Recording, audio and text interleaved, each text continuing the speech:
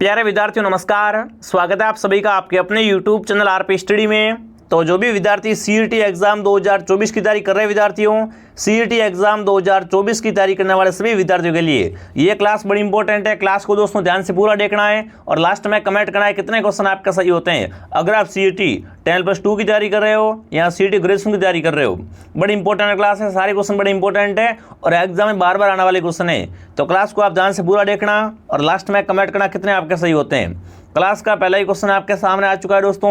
हड़प्पाकालीन सभ्यता के दौरान दोस्तों तौल के इकाई का माप क्या था? 2 के अनुपात में, 4 के अनुपात में, 8 के अनुपात में या 16 के अनुपात में। बहुत इंपॉर्टेंट क्वेश्चन पूछा आपसे कि दोस्तों हड़प्पाकालीन सभ्यताओं में ना आपसे पूछा है तौल की इकाई का माप था वो क्या था? तो बिल्कुल वो दोस्तों क्या था? जो भी ऑप्शन नंबर डी कमेंट कर रहा है क्या रहेगा? 16 के अनुपात में दोस्तों। ठीक है ना, काफी अच्छा क्वेश्चन दोस्तों। तौल का इकाई का अनुपात था वो 16 था दोस्तों।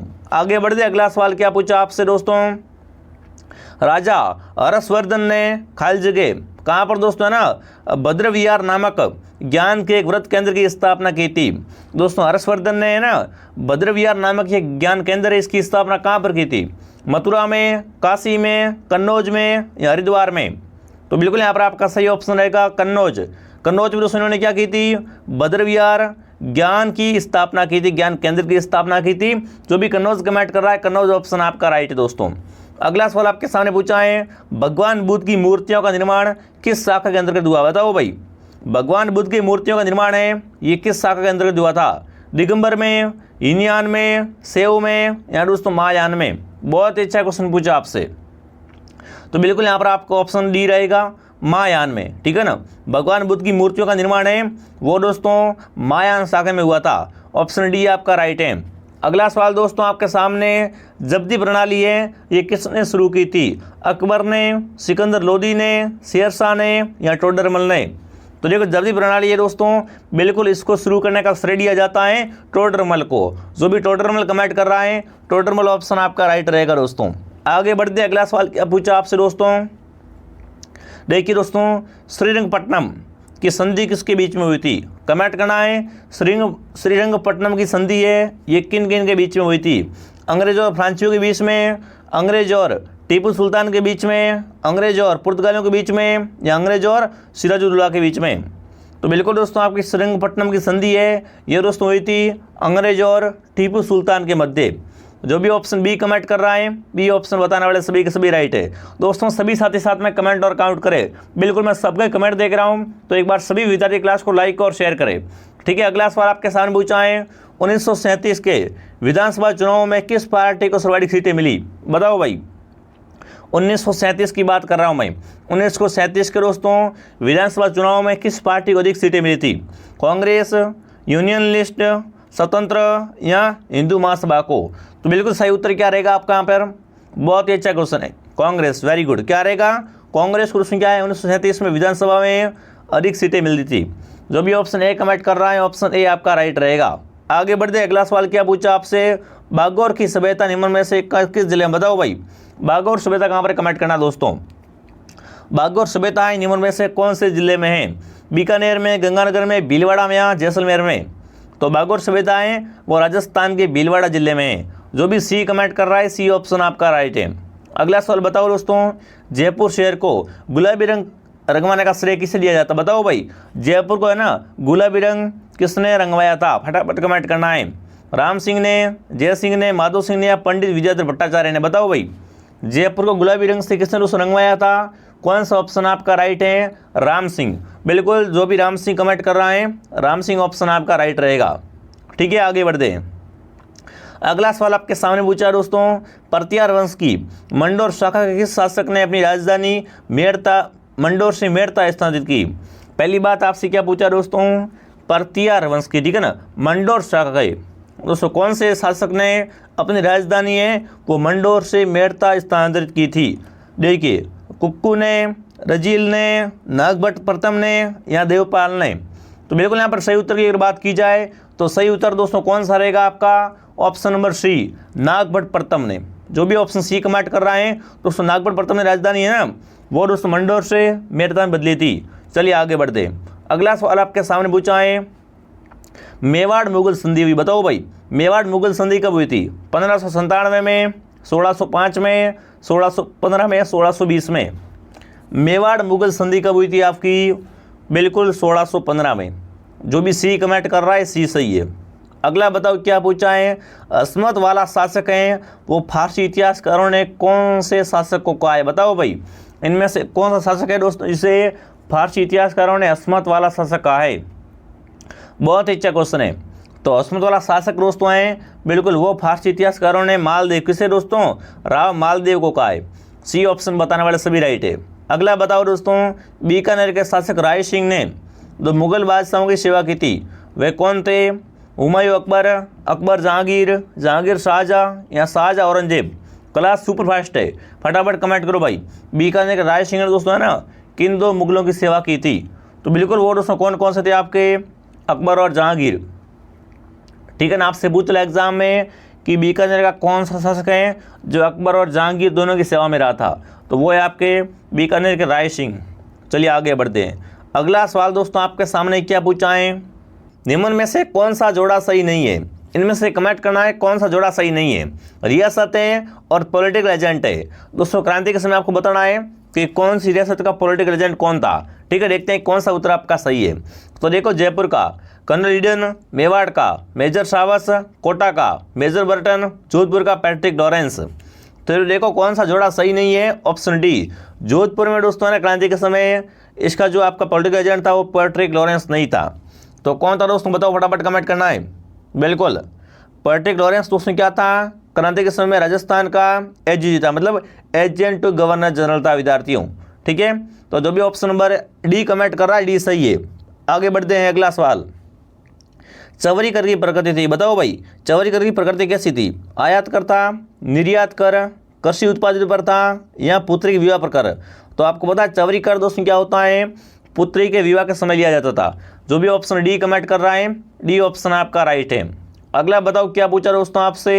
1 नवंबर 1956 से पहले राजस्थान के राज्य प्रमुख जाने जाते थे। बताओ भाई कमेंट करना है दोस्तों। 1 नवंबर 1956 से पहले राजस्थान राज्य के प्रमुख है ना, राज प्रमुख है, उसे किस नाम से जानते थे?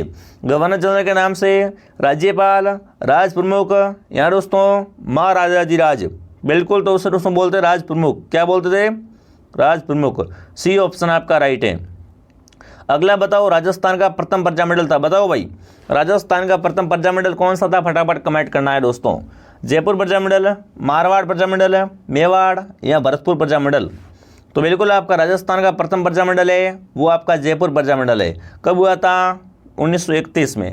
जो भी ऑप्शन है कमेंट कर रहा सही है। अगला बताओ क्या पूछा आपसे?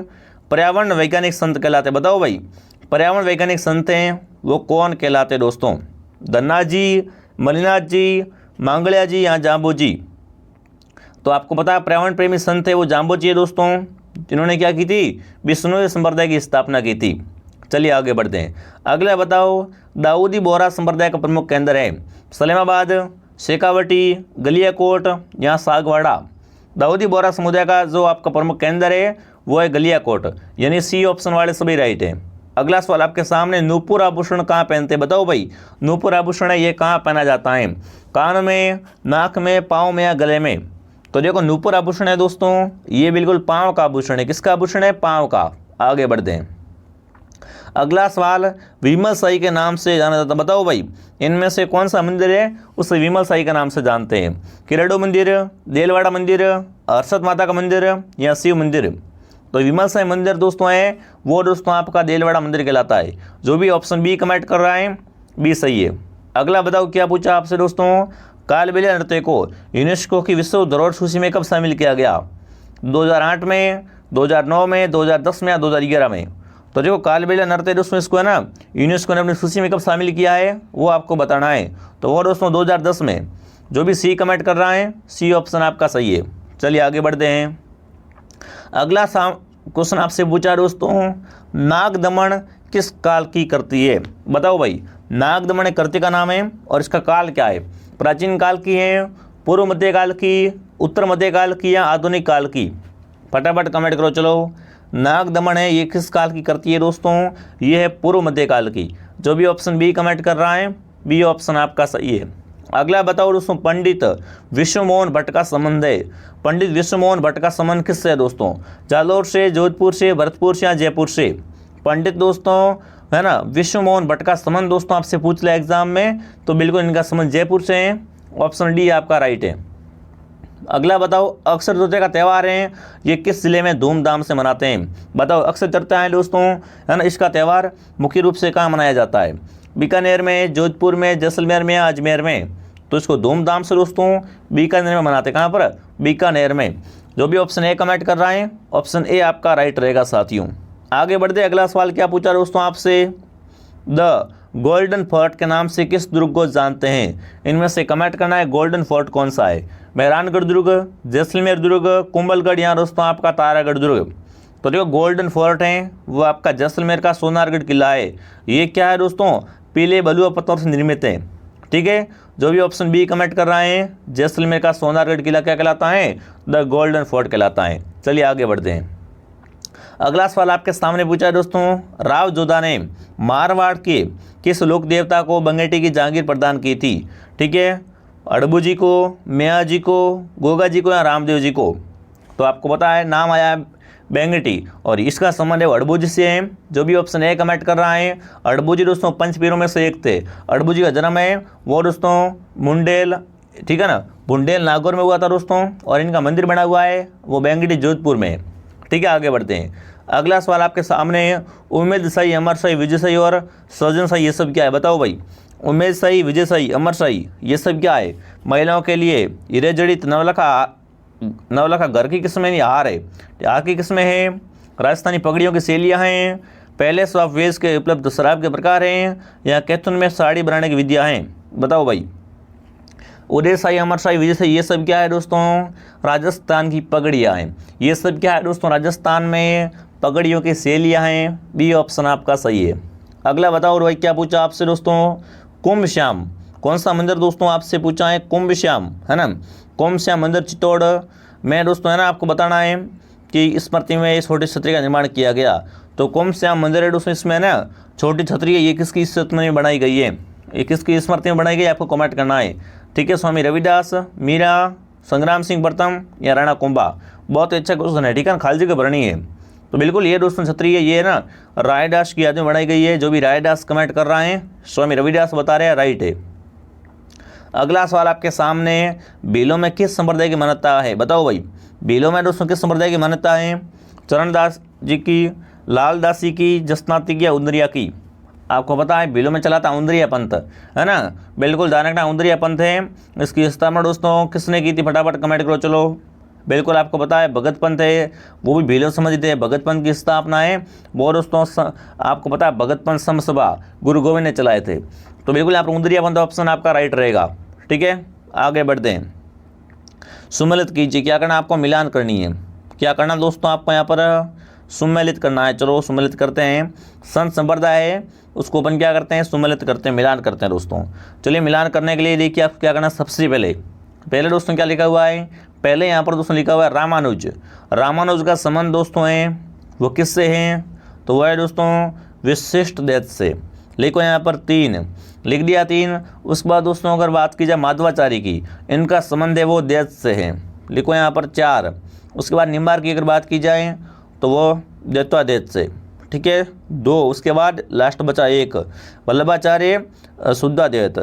तो देखिए 34 से 21 है वो ऑप्शन ए में पड़ा है। ऑप्शन ए आपका सही है। ठीक है, बहुत ईजी क्वेश्चन है। अगला सवाल आपके सामने पूछा है दोस्तों, कर्क रेखा किस राज्य से होकर नहीं गुजरती है? बताओ भाई, कर्क रेखा है वो कहाँ से नहीं गुजरती है? राजस्थान से, छत्तीसगढ़ से, ओडिशा से, त्रिपुरा से? बताओ भाई, कर्क रेखा कहाँ से दोस्तों नहीं गुजरती है? ओडिशा से। ठीक है ना, कर्क रेखा है ये ओडिशा से होकर नहीं गुजरती है। सी ऑप्शन आपका सही है। चलिए आगे बढ़ते हैं। अगला सवाल आपके सामने, बाखड़ा, हीराकुंड और नागार्जुन सागर ये क्रमशः कहाँ पर है आपके? व्यास, महानदी, गोदावरी, ताप्ती, मतलब क्रम से बताना है। ठीक है ना, सही व्यवस्थित क्रम में। व्यास, महानदी, कृष्णा, नर्मदा, सतलज, महानदी, कृष्णा, ताप्ती, यहाँ दोस्तों रावी, सतलुज और कावेरी, नर्मदा। पहले बाखड़ा का बताना है। बाखड़ा नागल है बिल्कुल वो दोस्तों आपका सतलज पर बना हुआ है। उसके बाद दोस्तों अगर बात की जाए हीराकुंड की, हीराकुंड आपको पता है महानदी पर है। उसके बाद नागार्जुन है कृष्णा पर। ठीक है, और जो आपका सागर है दोस्तों वो है आपका ताप्ती पर।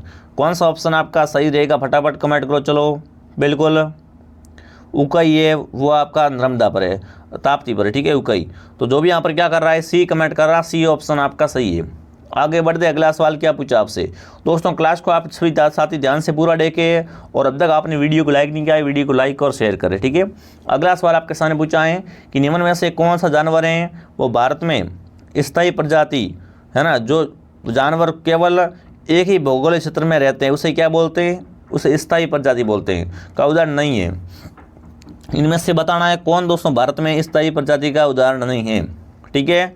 एक सिंह गैंडा, बंगाल टाइगर, मिथुन या गाय। तो बिल्कुल कौन नहीं है आपसे पूछ लो एग्जाम में। तो यहाँ पर बहुत ही इजी क्वेश्चन है ना, बहुत इजी क्वेश्चन। गाय है ना, गाय क्या है दोस्तों आपकी स्थानीय प्रजाति नहीं है। ऑप्शन डी आपका राइट है। चलिए आगे बढ़ते हैं। अगला सवाल क्या पूछा आपसे दोस्तों, देखते हैं अगला सवाल। राज्य में है ना आपसे पूछा है कि कौन सा राज्य है ये कॉफ़ी का सबसे बड़ा उत्पादक है। बताओ भाई, भारत में सबसे बड़ी कॉफ़ी है, इसका उत्पादन कहाँ से होता है दोस्तों। केरल से, कर्नाटक से, असम से या तमिलनाडु से। कॉफ़ी का सर्वाधिक दोस्तों उत्पादक होता है वो होता है कहाँ से, कर्नाटक से। जो भी ऑप्शन बी कमेंट कर रहा है बी ऑप्शन आपका राइट है। आगे बढ़ते दोस्तों। निम्न में से किस वर्ष में एम्पीरियल वन अनुसंधान संस्थान द्वारा देहरादून में स्थापित किया गया। आपको कमेंट करना दोस्तों कि निम्न में से कौन से वर्ष में दोस्तों है ना एम्पीरियल वन अनुसंधान संस्थान है उसको देहरादून में स्थापित किया गया है। 1906 में, 1895 में, 1926 में या 1885 में। देखते हैं कौन सा उत्तर आपका सही रहता है। बिल्कुल यहाँ पर जो भी ऑप्शन ए कमेंट करा 1906 में दोस्तों क्या इसको देहरादून में स्थापित किया गया है, ऑप्शन ए आपका राइट है। अगला सवाल, सबसे कम जनसंख्या घनत्व किस जिले का है। बताओ सबसे कम जनसंख्या घनत्व है ये किस जिले का है, बाड़मेर, जालौर, दौसा या जैसलमेर। तो सबसे कम जनसंख्या घनत्व है दोस्तों बिल्कुल आपके कहाँ का है, जैसलमेर का। ऑप्शन डी आपका सही है। अगला सवाल आपके सामने, भारतीय वन जीव संरक्षण एक्ट कब का है। बताओ भाई, भारतीय वन या वन्य जीव संरक्षण एक्ट है ये कब का है, 1951, 1953, 1972 या 1986। बिल्कुल तो यहाँ पर कौन सा ऑप्शन आपका राइट है, 1972, ठीक है ना। भारतीय वन्य जीव संरक्षण एक्ट है ये 1972 है। चलिए आगे बढ़ते। अगला सवाल क्या पूछा दोस्तों आपसे, निम्न में से कौन सा युग्म सही नहीं है। सीता माता की उड़न गिलेरिया प्रसिद्ध है, राष्ट्रीय मृग उद्यान वन्य जीव गोल्डावन, राष्ट्रीय रणथंभौर राष्ट्रीय उद्यान बाघ, केवलादेव, काले हिरण। आपको पता है केवलादेव में काले हिरण कहाँ से आएंगे। काले हिरणों के लिए कौन सा बैंड प्रसिद्ध दोस्तों, काले हिरणों के लिए आपका राजस्थान में चूरू में बड़ा हुआ तालसा पर वो प्रसिद्ध है, ठीक है। तो यहाँ पर कौन सा सही नहीं है, ऑप्शन डी आपका सही नहीं है दोस्तों, ठीक है। बहुत अच्छा क्वेश्चन है। और केवलादेव है दोस्तों भरतपुर में है और ये दोस्तों साइबेरियन सारस के लिए प्रसिद्ध है, ठीक है। चलिए आगे बढ़ते हैं। अगला सवाल क्या पूछा आपसे, राजस्थान राज्य का अक्षांश विस्तार क्या है। फटाफट कमेंट करो। चलो अब तक दोस्तों वीडियो को लाइक नहीं किया है सभी साथी एक बार चेक करें, वीडियो को लाइक करें, शेयर करें, सब्सक्राइब करें। मैं सबके कमेंट देख रहा हूं तो साथ में कमेंट और काउंट भी करना है। अगला सवाल पूछा है कि राजस्थान राज्य का अक्षांश विस्तार कितना है और आपका उत्तर भी आ गया है, ठीक है। जो भी ऑप्शन बी कमेंट कर रहा है बी ऑप्शन आपका सही है। अगला सवाल आपके सामने दोस्तों पूछा है, राजस्थान के दक्षिणी पूर्वी भाग को प्राचीन काल में आदिवंशी शासकों का क्षेत्र होने के कारण इसे किस नाम से जानते थे। आवर्ती प्रदेश के नाम से, मारवाड़, मेवाड़, ढूंढाड़ प्रदेश। तो आपको पता है नाम से स्पष्ट है दोस्तों। कौन सा ऑप्शन आपका सही रहेगा यहाँ पर पहले दोस्तों क्या हुआ था, आदिवंशी शासकों का शासन हो रहा था इसलिए इसका नाम पड़ गया आड़ोती प्रदेश। ऑप्शन ए आपका राइट है। अगला बताओ क्या पूछा, निम्न में से किस जिले में चंबल नदी नहीं गुजरती। बताओ भाई चंबल कहाँ से नहीं गुजरती है, चित्तौड़गढ़ से, कोटा से, झालावाड़ से, धौलपुर से। चंबल कहाँ से नहीं गुजरती है, चंबल दोस्तों आपके बिल्कुल झालावाड़ जिले से नहीं गुजरती है, सी ऑप्शन आपका राइट है।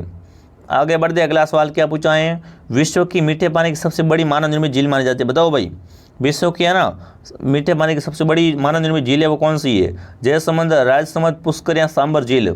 पूरे विश्व की बात कर रहा हूँ तो वो झील है जयसमंद झील, ठीक है। जयसमंद झील दोस्तों क्या है आपकी विश्व की सबसे बड़ी मीठे पानी की है ना मानव निर्मित कृत्रिम झील है, ठीक है। आगे बढ़ते हैं। अगला सवाल क्या पूछा है, राजस्थान का संभागीय व्यवस्था का सूत्रपात कब हुआ। बताओ भाई राजस्थान का संभागीय व्यवस्था का सूत्रपात है ये दोस्तों हुआ था 30 मार्च 1949 को। जो भी ऑप्शन है कमेंट कर रहा है ये सही है। अगला सवाल आपके सामने, मरुस्थलीय वन राजस्थान के किस जिले में पाए जाते हैं। बताओ मरुस्थलीय वन है और राजस्थान के कौन से जिले में पाए जाते हैं, बाड़मेर, उदयपुर, जोधपुर, सिरोही।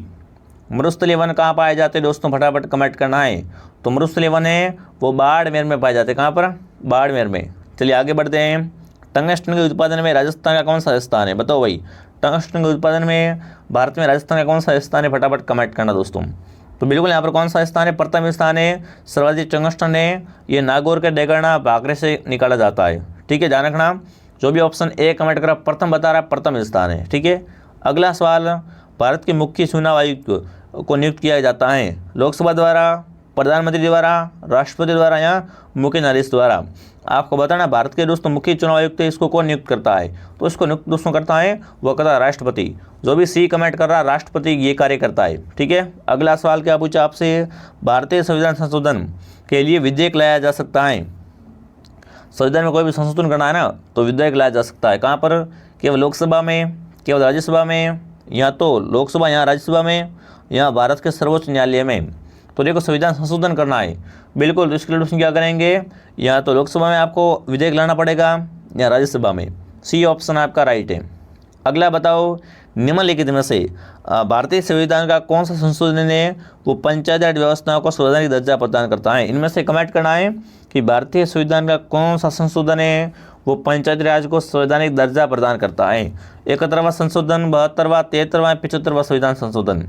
तो बिल्कुल वो आपका 73वां संविधान संशोधन ये क्या करता है दोस्तों, पंचायती राज व्यवस्था को संवैधानिक दर्जा प्रदान करता है। अगला सवाल आपके सामने है, भारत में पंचायत राज का व्यवस्था को लागू करने वाला प्रथम राज्य, बताओ भाई। भारत में दोस्तों है ना पंचायत व्यवस्था को लागू करने वाला प्रथम राज्य कौन सा है, उत्तर प्रदेश, बिहार, गुजरात, राजस्थान। तो पंचायत राज को सर्वप्रथम दोस्तों लागू किया था राजस्थान में। कहाँ पर? राजस्थान में। ऑप्शन नंबर यहाँ पर डी सही रहेगा। कब लागू किया था दोस्तों, 2 अक्टूबर, ठीक है, 1959 में। कहाँ से? राजस्थान के नागौर जिले से। ऑप्शन डी आपका सही है। अगला बताओ, भारतीय संविधान का कौन सा भाग संविधान की आत्मा कहलाता है। संविधान की आत्मा किसे कहते हैं, मूल अधिकारों को, राज्य के नीति निर्देशक तत्वों को, उद्देशिका को, या संविधान के उपचारों के अधिकार को, बताओ भाई।